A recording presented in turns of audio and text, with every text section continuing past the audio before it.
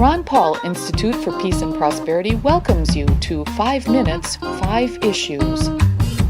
Starting in 5, 4, 3, 2, 1. Hello, I am Adam Dick, a Ron Paul Institute Senior Fellow. Let's start. Issue 1. Imagine you are a political leader in a relatively poor country that for decades after a major war against one of the wealthiest countries in the world that has not been concluded with a peace treaty, has endured tens of thousands of that nation's military forces stationed across the border engaging in massive military exercises. Now imagine the vice president of that other nation threatens to bomb your country relentlessly, fund a ground invasion, and ensure the physical destruction of much of your country, the death of many inhabitants, and the elimination of the government, including the killing of yourself. This is pretty much United States Vice President Mike Pence's threat towards North Korea and its leader Kim Jong-un, when Pence said this week the U.S. may deal with North Korea the way it dealt with Libya, something U.S. President Donald Trump's National Security Advisor John Bolton had also suggested recently. Thursday morning, Trump canceled a planned June 12th meeting with Kim that was hoped to significantly reduce tensions. Trump explained in a letter to Kim that the cancellation was in response to tremendous anger and open hostility displayed in a North Korean government statement responding to Pence. In other words, Trump canceled the meeting because North Korea reacted in a normal and clearly expectable way to extreme threats from high-level members of Trump's administration. Issue 2.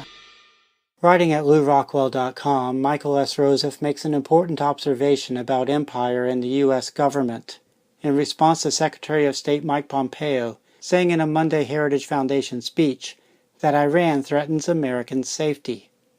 Rosef writes, Pompeo and the rest of the foreign policy and defense establishment are men and women of empire. The Congress is too.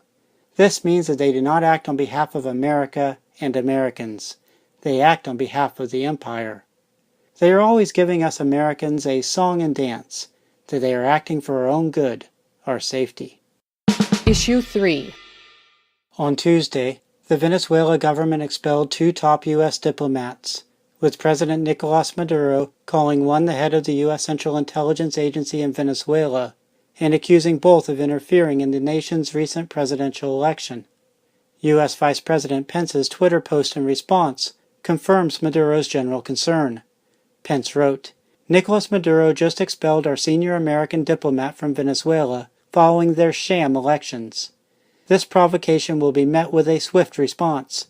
We will continue to pressure Venezuela's illegitimate regime until democracy is restored. There you have it. The U.S. Vice President's priority for Venezuela is overthrowing the country's government. Issue 4.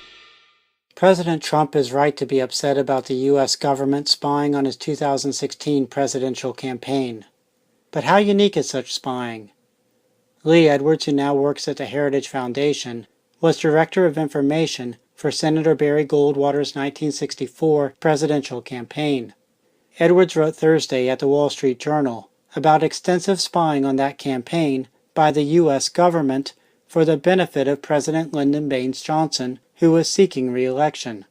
The spying, writes Edwards, included a CIA spy in Goldwater campaign headquarters obtaining information about Goldwater's upcoming travel and speeches, as well as the Federal Bureau of Investigation arranging widespread wiretapping of the Goldwater campaign. Issue 5. In the May 5th episode of 5 Minutes 5 Issues, I talked about opponents of medical marijuana hiring canvassers to encourage people who signed petitions supporting placing a medical marijuana measure on the November Utah ballot to remove their signatures. Now medical marijuana opponents are pursuing a new means to prevent the vote that polling suggests will approve medical marijuana in Utah. Medical marijuana opponents, writes Taylor W. Anderson at the Salt Lake Tribune, have filed a lawsuit arguing the measure should be prevented from appearing on the ballot because medical marijuana legalization in the state would violate U.S. law. That seems like a strange argument, given that over the last 22 years, 3/5 of the states have legalized medical marijuana. That's a wrap. Transcripts of 5 Minutes, 5 Issues episodes, including links to related information, are at the Ron Paul Institute blog.